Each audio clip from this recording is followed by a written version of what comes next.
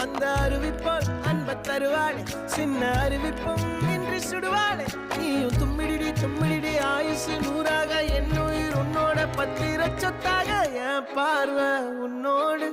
உன் பொம்மை கண்ணோடு பேசாமல் விண்ணோடு நாம் மிதந்து போவோம் காதாரா அடியானாலும்